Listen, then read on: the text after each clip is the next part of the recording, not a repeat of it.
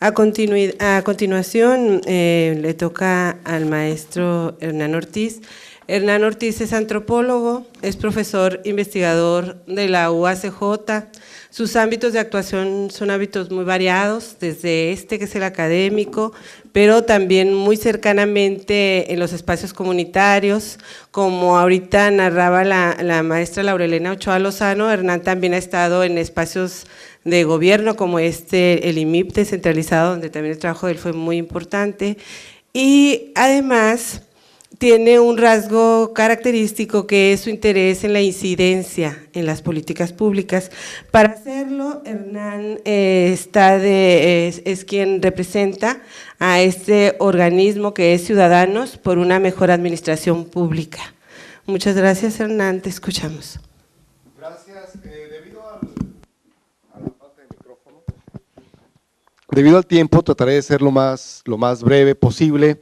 Tal vez no voy a entrar en muchos detalles, pero si necesitan que los clarifiquemos en las preguntas y las respuestas, o si quieren incluso que nos sentemos para discutirlo después, creo que eso es mucho mejor, ¿no? La intención principalmente de esta presentación es discutir este tema de las políticas públicas. A lo mejor algunos de ustedes conocen a Sabina, ¿no? Y esa frase que dice, por decir lo que pienso, sin pensar lo que digo, más de un beso me dieron y más de un bofetón. Invité a mi novia para que me dé un beso cuando terminemos y a lo mejor los compañeros que hablan de políticas públicas me van a agarrar a bofetones, porque lo que quiero plantear principalmente aquí es si sirven las políticas públicas. Porque, bueno, precisamente el título de esta presentación es Participación Ciudadana en Políticas Públicas. ¿Sirven realmente las políticas públicas? Si ustedes buscan en Google, en imágenes, lo que es el ciclo de las políticas públicas, van a encontrar un montón de esquemas, unos más detallados que otros, unos con más colores que otros, unos de manera circular, rectangular, lineal, tridimensional, lo que ustedes quieran, gusten y manden. Pero de manera general, y van a identificar mucho cómo esto coincide, por ejemplo, con el diseño de la planeación de la que nos hablaba Laura, de manera muy general, podemos ver el ciclo de las políticas públicas como identificar un problema, diagnosticarlo, generar propuestas de atención, cabildear que estas propuestas se realicen, es lo que se llama construir una agenda pública, diseñar estas estrategias para que se pueda aplicar, no solo que esté en la agenda, sino que haya acciones que transformen la atención al problema que ha sido identificado, evaluar si estas estrategias han funcionado y regresar al principio, ¿sí? Es un ciclo que constantemente se está buscando para atender distintos problemas. Problemas como el desarrollo urbano, la movilidad urbana, la atención de la infancia, la seguridad pública. Cualquier problema se suele decir que tiene que resolverse con una perspectiva de políticas públicas. Pero este concepto de políticas públicas, que digamos surge en la segunda mitad del siglo XX, principalmente en los últimos 20 años del siglo pasado, empieza a generar mucho escozor en la academia, en la ciudadanía, en los gobiernos, y todo el mundo empieza a hablar de políticas públicas. De hecho, podemos decir que aquí en Ciudad Juárez estamos diseñando estrategias de políticas públicas desde los últimos 20 años. Estamos hablando al menos de dos generaciones en las que podemos empezar a cuestionarnos. ¿Esta dinámica de atender los asuntos públicos está funcionando o no? Yo les preguntaría, ¿qué ha mejorado en estos 20 años que hemos aplicado políticas públicas en Ciudad Juárez? Y ahorita Sergio a lo mejor nos va a hablar de Así Estamos Juárez. ¿Nos vas a hablar de eso? ¿No? Bueno, pueden consultar el Así Estamos Juárez, que tiene mucha información en línea, y pueden comparar a lo largo del tiempo. No mejoramos casi en nada, ni en salud, ni en educación, ni en Producto Interno Bruto. No mejoramos casi en nada y tenemos 20 años aplicando políticas públicas con resultados parciales. Es cierto que algunas cosas sí llegan a funcionar, ¿no? Yo ponía, por ejemplo, la violencia sigue igual que en el 2006, porque luego solemos decir, no, que ya resolvimos el problema de la violencia. Mentira, en el 2006 estábamos aterrados y mandamos a llamar al ejército. El ejército se fue y tenemos el mismo nivel de violencia que antes nos aterraba. La cosa es que ahora nos acostumbramos. Y de hecho, rastreando todavía los índices de homicidios, son la misma cantidad de asesinatos que teníamos en el 95. ¿Cómo es eso que hemos resuelto la violencia? Parece más que nos hemos acostumbrado a ella, pero puede ser un punto de vista diferente. Para atender la violencia, por ejemplo, se utilizó esto de aprovechar los espacios urbanos, ¿no? Y se construyeron distintos parques. Por dar 3 ejemplos, el parque de la Oasis Revolución, ese sí fue un parque exitoso, enfrente de la iglesia, era un llano, era un baldío, ahora es un parque que siempre tiene actividad. Está el Parque de la Galeana, el Parque de la Galeana también se le invirtió bastante dinero, se gestionó mal el tipo de actividades que se hacían ahí, se promovió un partido de fútbol donde después hubo algunos tiroteos y se agarraron a balazos unos chavos de distintos barrios y quedó medio en el abandono. Y por ejemplo el Parque de la Francisco y Madero, que lo presentan como que fue un éxito, pero ese parque siempre estaba en uso desde antes de que se le invirtiera dinero. O sea, ya era un éxito desde antes de que recibiera toda la inversión, dicen, tiene hasta alberca, ya tenía alberca desde antes, no lo remodelaron nada más, no fue una intervención lo que logró ahí cierto éxito. O otro ejemplo de políticas públicas, la Comisión para Prevenir y Erradicar la Violencia contra la Mujer en Ciudad Juárez. ¿Qué resultados tuvo? Ninguno. Los asesinatos contra mujeres, la violencia siguió existiendo, sigue existiendo. ¿Y qué es lo que se logró con la comisión? Que en lugar de que se hiciera la comisión para Juárez, se hizo la Comisión Nacional para Prevenir y Erradicar la Violencia contra la Mujer en Ciudad Juárez. Una política pública pasó de estar a nivel local a nivel federal sin razón alguna. Yo no sé qué hemos obtenido en 20 años de políticas públicas, algo tal vez, pero no sé si sea congruente con todo el esfuerzo que hemos tenido al respecto. Cuando una dinámica de trabajo funciona en las cuestiones de políticas públicas, se debe más, digo yo, a la tenacidad o terquedad a veces de organizaciones de la sociedad civil o de personas muy particulares que están interesadas en que una dinámica siga funcionando. Y creo que un ejemplo muy claro de lo que nos presentaba hace rato Laura es SAVIC. SAVIC surge de este programa de desarrollo urbano a nivel colonia y hasta la fecha sigue funcionando, pero precisamente porque hay personas y hay una organización civil que se encarga de gestionar los recursos necesarios para ello. Otros de los espacios que surgieron en este mismo programa han quedado un poco en el abandono porque no han sido adoptados por alguna persona o alguna asociación civil o alguna organización vecinal. No ha resultado nada con esta dinámica de políticas públicas. Bien, ¿qué opciones podríamos tener al respecto?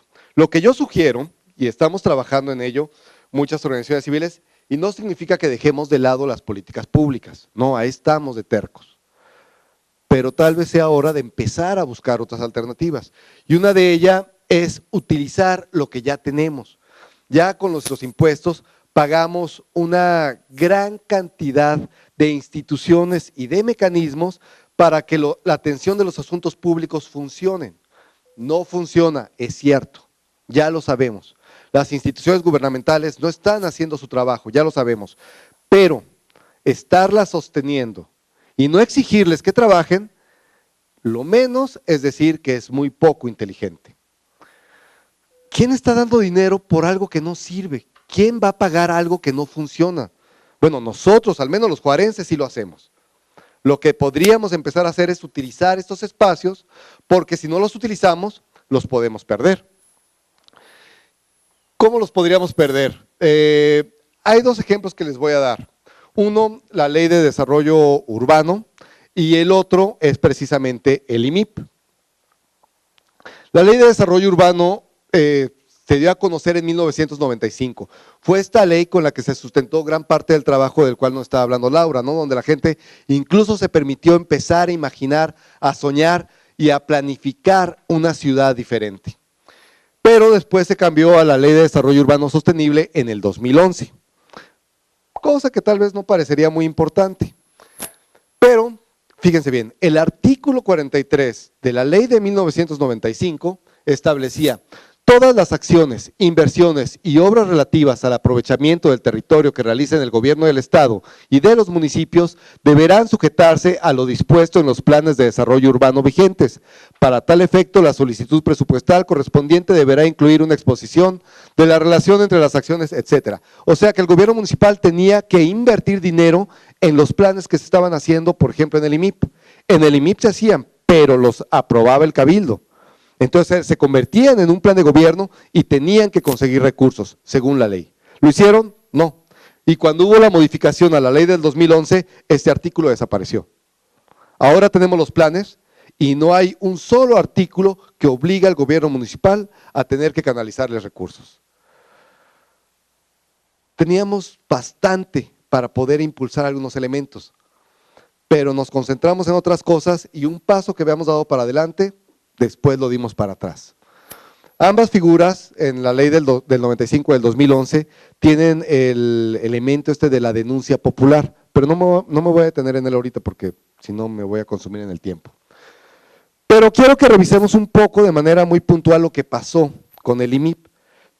El IMIP, como ustedes saben, surgió como un organismo descentralizado, autónomo y de hecho con un presupuesto independiente para que pudiera diseñar, planear la ciudad con criterios técnicos, no a través de las necesidades de unos cuantos personajes que son los terratenientes de la ciudad.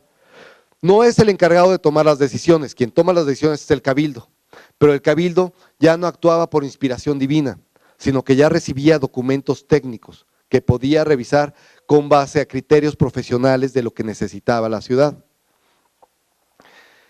Esto es muy bueno para la ciudad, pero muy incómodo para quien quiere tomar decisiones como se le antoja.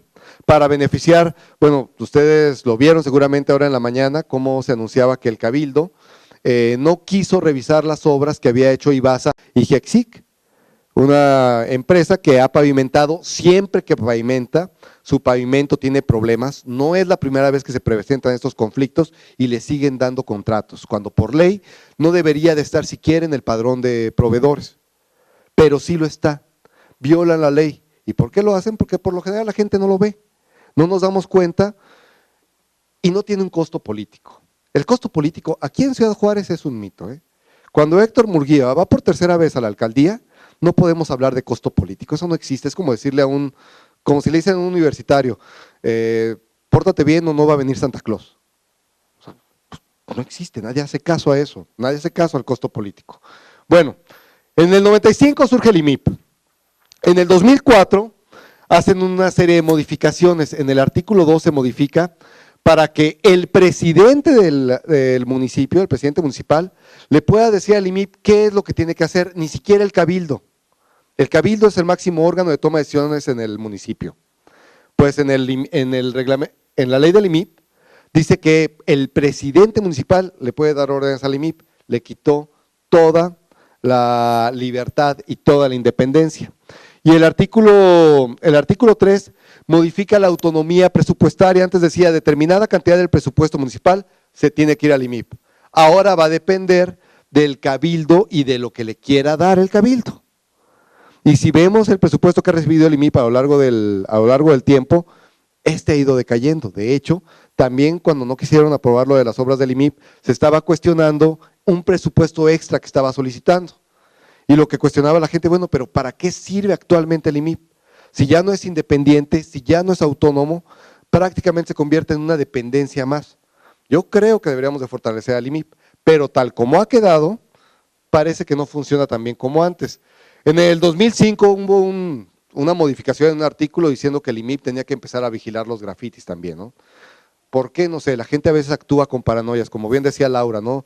Responden a las demandas sociales y si la gente dice nos asusta el grafiti, pues vamos a hacer algo al respecto. Y ya el IMIP se le modificó un artículo para que estuviera al pendiente del grafiti. En el 2007 se modificaron dos artículos también muy interesantes. Por un lado, la manera en que sesionaba el Consejo Deliberativo del IMIP. Las sesiones extraordinarias se pueden consultar con 24 horas. Imagínense que están debatiendo cuáles son los problemas de la ciudad y te llaman de un día para otro, mañana hay reunión del IMIP y estos son los documentos que vamos a revisar. Y como es un puesto honorario, pues tú tienes que trabajar y tienes que ver para tu familia y tienes que atender tus cosas cotidianas. ¿A qué hora vas a revisar maldito documento para llevar un punto de vista?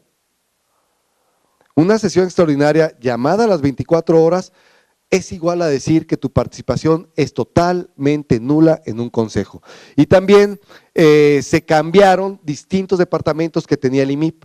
Se cambiaron los departamentos y en lugar de decir, este es el trabajo que tiene que hacer el IMIP, se dijo, estos van a ser los nuevos departamentos y su labor se va a describir en un reglamento que nunca se escribió. El resultado queda en la ambigüedad total. Ante una ambigüedad total, ante unos consejeros que no están haciendo su trabajo, ante la falta de autonomía, ante la falta de independencia, la pregunta que se hacía en el Cabildo vale la pena. ¿Realmente el IMIP sirve de algo? E insisto, mi postura es que hay que fortalecerlo o hay que regresarlo a como estaba en un origen, pero tal cual está, parece que sirve de muy poco o tal vez de nada, pero de todas maneras ahí está, ¿no? ¿Cómo podría participar la ciudadanía? Actualmente la ciudadanía participa a través de los esquemas democráticos y de manera concreta tenemos en Ciudad Juárez al menos 4 modos de democracia que podemos identificar. La democracia participativa, la democracia representativa, que la tenemos en crisis porque actualmente un representante popular con el 15% de los votos llega a su puesto. La democracia participativa, que es a través del Sistema Nacional de Planeación Democrática, a través del COPLADEM, a través de distintos espacios donde la gente puede dar su punto de vista de lo que opina, de lo que se debería hacer para atender los asuntos públicos. La democracia directa, que existe en la ley, no tenemos una experiencia concreta, al menos en el estado de Chihuahua, a través de la figura del referéndum, el plebiscito, la revocación de mandato, menos para el gobernador, eso también ya lo quitaron. Pero al menos legalmente ya existen, ¿sí? Y por último, la democracia deliberativa, donde se forman consejos, comités, cabildos, que van generando las propuestas sobre las que se tiene que decidir en los espacios donde se toman las decisiones. Por ejemplo, en el cabildo, ¿sí? Se hace una propuesta en el Consejo Municipal de la Mujer, en el Consejo Municipal de Participación Ciudadana y Desarrollo Social, en el Consejo Municipal de Deporte, se las llevan al cabildo, si el cabildo le parece bien, la aprueba, la va a financiar, se van a hacer los elementos necesarios para que se cumpla, pero ya no es el cabildo el que está tomando las decisiones, sino que surgen las propuestas de estos espacios deliberativos donde puede haber participación ciudadana. Pero estos espacios no funcionan por sí solos. Ya los pagamos, ya los mantenemos y no van a funcionar al menos que tengamos 4 actitudes muy básicas. La primera, la ciudadanía tiene que informarse. Si no se informa, no puede participar. La segunda, tiene que debatir y opinar. Si no se genera opinión pública, de poco o nada sirve cualquiera de estas democracias. De hecho, una forma común con la que se quiere evitar una discusión es decir, este tema ya se politizó, esto está politizado, y que la pavimentación se politizó y el plan de desarrollo urbano se politizó, todo se politiza. Pero eso es lo que debería de pasar, la gente debe discutir los asuntos públicos. Si no los discute, ¿cómo van a saber los que toman las decisiones cuál es nuestra opinión? Tienen que discutirlos. Tenemos que participar y usar las instituciones. Ya lo vimos con el IMIP, lo vimos con la Ley de Desarrollo Urbano, lo podemos ver con otro sinfín de instituciones que ahí están y si no las usamos, en lugar de servirle a la ciudadanía, se van a corromper y se van a burocratizar y de poco o nada, más que para chupar dinero, van a seguir sirviendo. Tenemos que utilizar, detectar los errores, reclamar lo que está mal, hacer lo posible para que funcionen, pero solamente, como lo dice el viejo y conocido refrán, al ojo del amo engorda el marrano. Y por último, posicionarnos. En este posicionamiento implica tomar postura, y tomar postura es saber que a veces se gana y a veces se pierde, y a veces tomas una decisión equivocada. Si somos conscientes de ello como ciudadanos, podemos cambiar de punto de vista, podemos permitir que otras personas sean los que tienen la razón, podemos decirlo después, te lo dije, y podemos discutir y dialogar sin necesidad de las campañas sucias o de la publicidad de las campañas que es mera mercadotecnia. Podríamos hablar, como diría Nietzsche, mirándonos a los ojos. ¿Actualmente estamos haciendo algo para utilizar estos espacios? Sí, pero como ya no tengo tiempo, ya me lo voy a saltar. Pero ¿qué pasa? ¿Qué pasa? ¿Qué postura podemos tomar como ciudadanos? Al menos tenemos 3, ya voy a acabar, te lo juro. Podemos ser cínicos y sumarnos a la corrupción. El que no tranza no avanza. Si ya sé que dan contratos hacia Hexic, pues me voy a ir de gerente de Hexic y voy a sacar muy buena lana. Si ya sé que hay corrupción vendiendo casas, pues voy a vender fraccionamientos aunque estén hasta punta de la fregada. Total, es donde está la lana. Podemos ser disidentes, a lo mejor formar una guerrilla, un grupo terrorista o algo por el estilo. Si no te gusta cómo están las cosas, algo tienes que hacer para cambiarlas. O podemos aplicar lo que es la ley y tratar de hacer que funcionen las instituciones. ¿Por qué? En el peor de los casos, cuando no participamos como ciudadanos, cuando somos indiferentes ante lo que pasa en la ciudad, la factura se nos cobra con vidas. Y con esto voy a terminar. Es un pequeño poema de Arminé Arjona que escribió de una vez, no sé si ustedes recuerdan, que una niña iba caminando por el Ejército Nacional y ¡fum!, se hundió el piso y la chica murió y un chico trató de rescatarla y también murió y otro chico trató de rescatarlos a los dos, él no murió pero quedó traumado. Entonces Arminé escribe este poema que se llama Sin medida. Caminamos por el camino real mientras nos hundimos sobre un piso irreal. Y lo escribió para Jazmín, Abel y Andrés, que son el nombre de las personas que estaban ahí.